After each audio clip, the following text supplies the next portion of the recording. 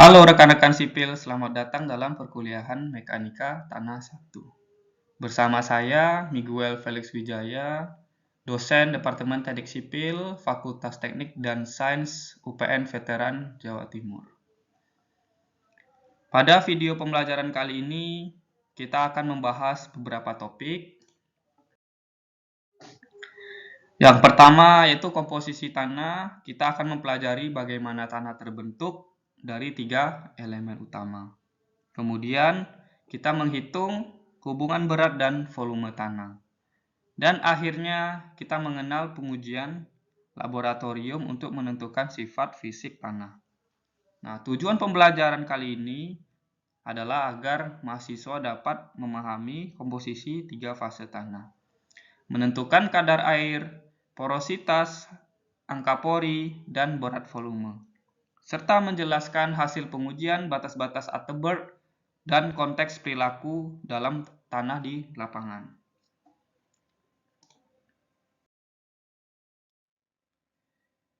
Baik, apa saja elemen yang terkandung di dalam tanah?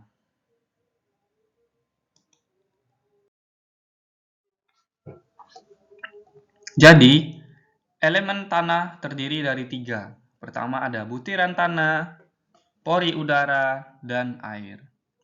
Jadi, tanah terbentuk dari 3 elemen ini. Kemudian, tanah di lapangan itu terbagi menjadi 3. Pertama, tanah kondisi kering, di mana tanah itu sendiri terdiri dari butiran tanah dan pori-pori udara. Kemudian tanah jenuh, itu tanah yang terdiri dari butiran tanah dan air pori.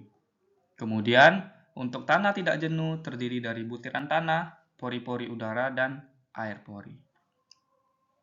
Baik, dari fase elemen-elemen tanah ini kita dapat membaginya menjadi 2. Pertama ada berat dan volume, di mana masing-masingnya terdiri dari berat sendiri terdiri dari butiran padat, air, dan udara. Nah, namun kita ketahui kalau udara tidak memiliki berat atau sama dengan 0, sehingga berat dari komposisi tanah ini sendiri terdiri dari berat butiran padat dan air. Atau kita simbolkan berat dengan W sama dengan WS plus WW. Kemudian tanah sendiri juga ada memiliki volume. Nah, volume tanah terdiri dari 3. Pertama ada volume butiran padat, volume air, dan volume udara. Nah, udara juga memiliki volume, sehingga volume totalnya adalah V sama dengan volume butiran padat atau Vs ditambah volume air Vw dan volume udara Va.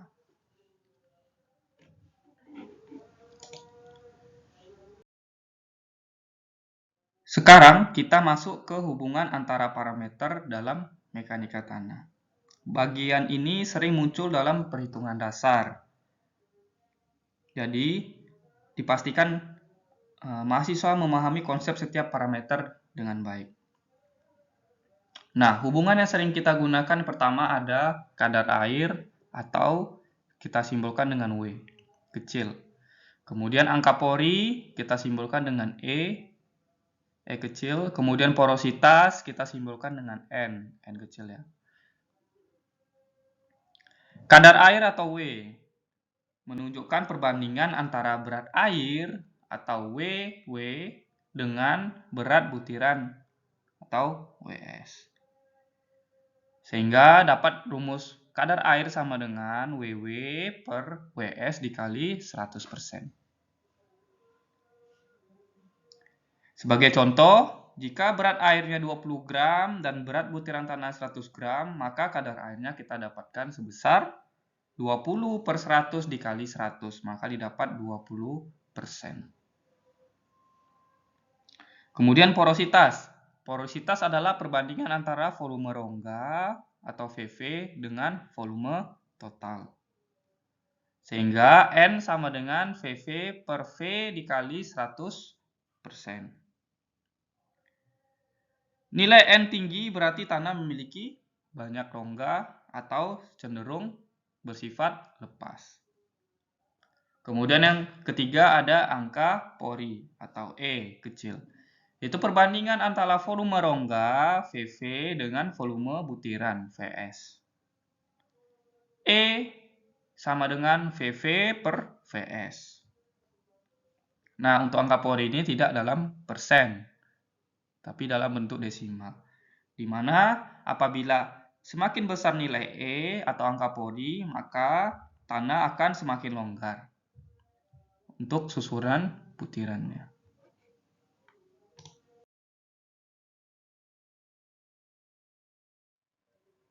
Baik, untuk selanjutnya adalah berat volume tanah dan hubungannya. Terdapat beberapa jenis berat volume. Pertama, berat volume basah, atau kita simbolkan dengan gamma B. Itu adalah perbandingan antara berat tanah atau W dengan volume total tanah atau V. Sehingga gamma B sama dengan W per V. Kemudian berat volume kering tanah atau kita simbolkan dengan gamma D atau gamma dry. Itu perbandingan antara berat volume butiran, berat butiran atau WS dengan volume total atau V. Sehingga rumusnya gamma D sama dengan WS per V. Yang ketiga, berat volume butiran padat atau kita simbolkan dengan gamma S. Terus gamma solid. Itu adalah perbandingan antara berat butiran padat atau WS dengan volume butiran padat atau VS. Sehingga kita simbolkan gamma S sama dengan WS per VS.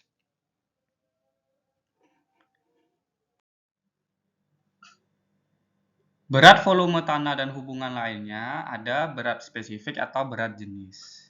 Atau kita simbolkan dengan GS. Di mana merupakan perbandingan antara berat volume butiran padat atau gamma S dengan berat volume air atau gamma W. Sehingga GS dapat dirumuskan dengan GS sama dengan gamma S per gamma W. Untuk nilai berat spesifik atau berat jenis ini sendiri dapat dilakukan pengujian di laboratorium seperti pada gambar. Nah, berat jenis sendiri terbagi berdasarkan jenis tanah. Jadi berat jenis ini berbeda-beda tergantung dengan jenis tanahnya berdasarkan Hari Kristiadi Hardiatmo 2017. Di mana kerikil sendiri memiliki rentang nilai berat jenis 2,65 hingga 2,68. Pasir 2,65 hingga 2,68. Untuk jenis tanah lanau, berat jenis di rentang 2,62 sampai 2,68. Untuk jenis tanah lempung 2,58 hingga 2,75. Sedangkan untuk gambut memiliki berat jenis yang jauh lebih kecil dibandingkan tanah yang lainnya, itu di rentang 1,25 hingga 1,8.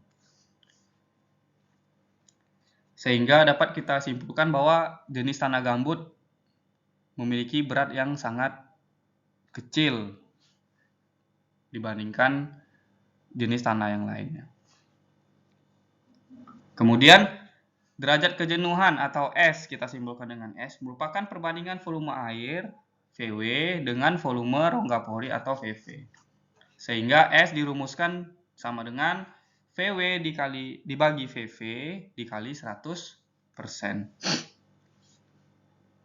Berdasarkan Hari Kristiadi Hardiatmo 2017, derajat kejenuhan dibagi menjadi 6 kondisi tanah atau keadaan tanah berdasarkan keadaan tanah. Yaitu tanah kering, sehingga derajat kejenuhannya itu nilainya sama dengan 0. Kemudian tanah agak lembab itu besar dari 0 sampai dengan 0,25. Kemudian tanah lembab itu 0,26 hingga 0,5. Kemudian tanah sangat lembab 0,51 hingga 0,75. Tanah basah 0,76 hingga 0,99. Kemudian terakhir itu adalah tanah dengan jenuh air. Itu sama dengan 1, dikarenakan volume airnya sendiri sama dengan volume rongga pori. Sehingga S-nya sama dengan 1. Atau bisa dalam persen itu 100%.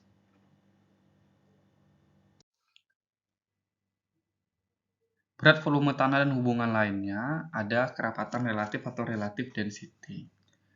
Kerapatan relatif atau relative density disimbolkan dengan dr, digunakan untuk menentukan kerapatan tanah berbutir kasar di lapangan. Tanah berbutir kasar di sini seperti tanah pasir dan kerikil. Jadi dr sendiri memiliki rumus Emax dikurang E per Emax dikurang Emin dikali 100%, di mana Emax adalah angka pori tanah dalam kondisi paling lepas, sedangkan Emin adalah angka pori tanah kondisi paling padat. Dan untuk E sendiri merupakan rentang nilai di antara Emax dan Emin. Lalu hubungan antara dr dengan kondisi tanah di lapangan dapat kita lihat pada tabel berdasarkan Braja MDAS tahun 1995. Ada 5 kelompok nilai dr terhadap kondisi tanah di lapangan. 0-15%, maka kondisi tanah di lapangan adalah sangat lepas atau very loose. 15-50 kondisi lepas atau loose. Kemudian 50-70% tengah, kondisi tanah tengah atau medium. Kemudian 70-85% berarti kondisi tanah padat atau dense, dan 85-100 kondisi tanah sangat padat atau very dense.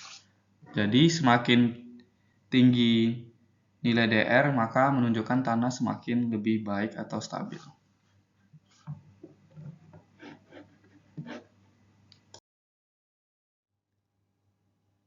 Berikutnya kita akan membahas pengujian-pengujian di laboratorium. Sebelum kita membahas apa saja jenis pengujian di laboratorium, sebaiknya kita perlu mengetahui atau membahas mengenai pengujian konsistensi tanah. Jadi, tanah berbutir halus memiliki sifat cair, plastis, semi padat atau semi solid, padat atau solid. Jadi terdapat 4 kondisi tanah. Nah, ini menjadi parameter penting untuk menentukan batas-batas atau perilaku dari tanah terhadap kadar airnya. Dapat kita lihat dari kondisi padat ke semi padat, itu terdapat batas yang disebut dengan batas susut atau shrinkage limit. Kemudian dari semi padat ke plastis, apabila air makin bertambah, akan bersifat plastis, di mana batas ini terdapat kondisi namanya batas plastis atau plastic limit. Kemudian apabila tanah dalam kondisi plastis akan ditambahkan air akan bersifat cair, dan perbatas antara plastis dan cair ini disebut dengan batas cair atau liquid limit. Jadi konsistensi tanah itu merupakan kedudukan fisik tanah pada kadar air tertentu, seperti pada diagram tersebut.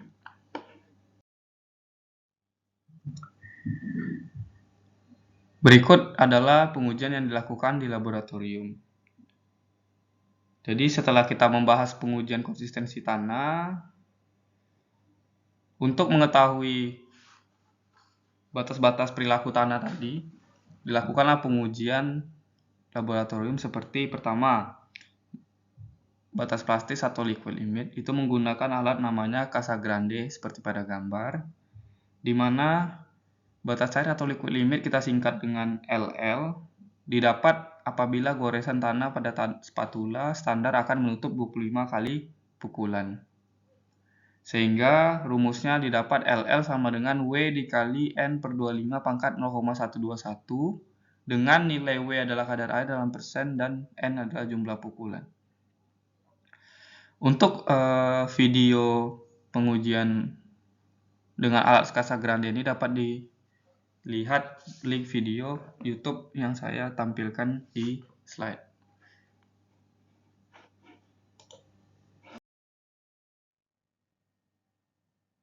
Pengujian lainnya di laboratorium dapat dilakukan untuk mengetahui namanya batas plastis atau plastik limit. Kita singkat dengan PL, di mana adalah kadar air tanah ketika tanah mulai retak saat digulung hingga diameter 3,2 mili. Untuk pengujian dilakukan di laboratorium dapat kita lihat pada link video yang setelah saya berikan pada slide. Sehingga setelah kita mendapatkan nilai PL atau plastik limit ini, kita dapat menghitung namanya plastisitas indeks atau PI yang menunjukkan artinya adalah tingkat dari plastisitas dari tanah itu sendiri, di mana rumusnya adalah PI sama dengan LL dikurangi PL. LL adalah batas cair atau liquid limit yang telah kita hitung tadi, kemudian dikurangi dengan batas plastis atau plastik limit yang kita lakukan pengujian sekarang. Sehingga berdasarkan Beraja MDAS tahun 1995, terdapat 6 kelompok nilai PI tanah untuk 6 deskripsinya. Pertama, nilai PI sama dengan 0, maka tanah dapat dideskripsikan non-plastik. 1-5 itu adalah slightly plastic, 5-10 low plasticity, 10-20 medium plasticity, 20-40 high plasticity, dan besar dari 40 itu adalah very high plasticity. Jadi semakin tinggi nilai PI atau plastisitas indeks, maka tanah semakin bersifat plastik atau tingkat keplastisitasannya tinggi.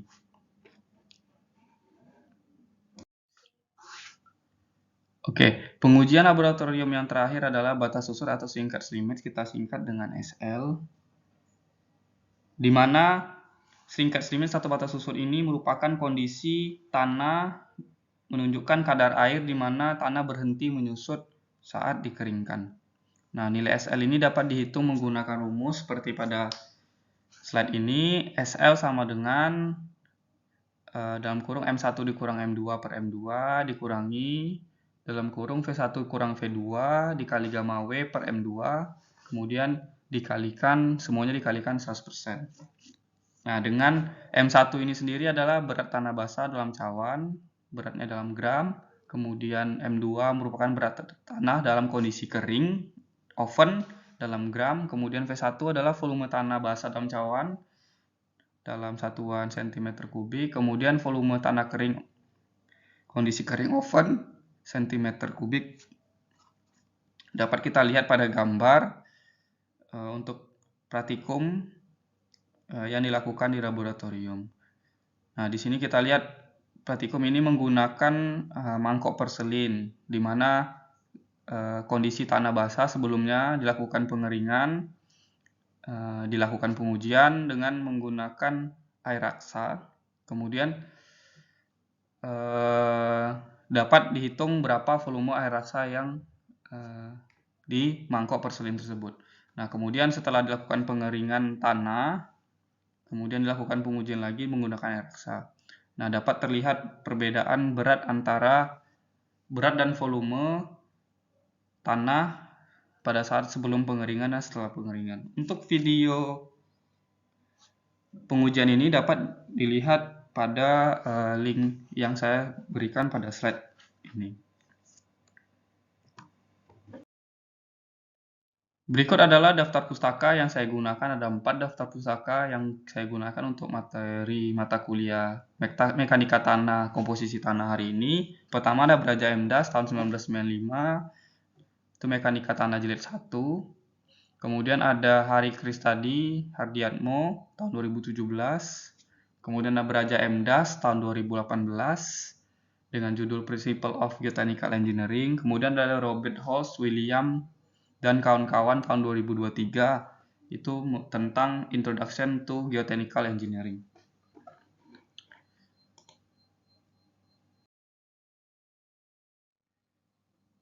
Berikut adalah tugas individu atau homework yang dapat dikerjakan di rumah. Mari kita lihat soalnya. Suatu contoh tanah tidak jenuh yang diambil dari lokasi tanah timbunan mempunyai kadar W sama dengan 20% dan berat volume tanah basah atau gamma W sama dengan 2 gram per cm kubik. Dengan menganggap berat jenis tanah atau GS sama dengan 2,7 dan berat volume volume air atau gamma B sama dengan 1 gram per cm per kubik, maka hitung derajat kejenuhan tanah tersebut. Jika tanah kemudian menjadi jenuh, hitung berat volumenya. Nah, ini dapat kita lihat ya, ada dua pertanyaan. Pertama, menghitung derajat kejenuhan atau S. Kemudian, jika tanah menjadi jenuh, berapa berat volume atau gamma SAT-nya. Nah, silakan dikerjakan sebagai tugas individu. Dengan ini dapat kita lihat ya gambar berdasarkan fase tanah yang sudah saya jelaskan tadi.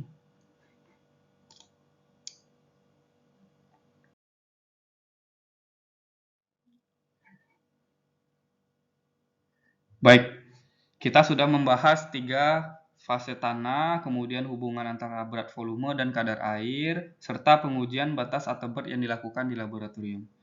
Semua konsep ini adalah dasar untuk memahami perilaku tanah yang menjadi inti dari untuk kita analisis geoteknik selanjutnya seperti menganalisis fondasi, stabilitas, dan pergerakan tanah, dan lain-lainnya.